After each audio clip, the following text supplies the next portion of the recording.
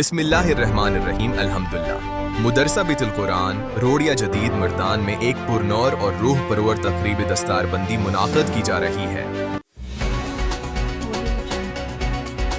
مہمان خصوصی نوجوان احناف مناظر اسلام محترم جناب حضرت مفتی ندیم محمودی صاحب دامت برکاتہ، دیگر معزز مہمانان کرام لذیذ البیان فصیح اللسان محبوب عوام محترم جناب حضرت مولانا محمد علی صاحب محترم جناب حضرت مولانا قاری نیاز علی صاحب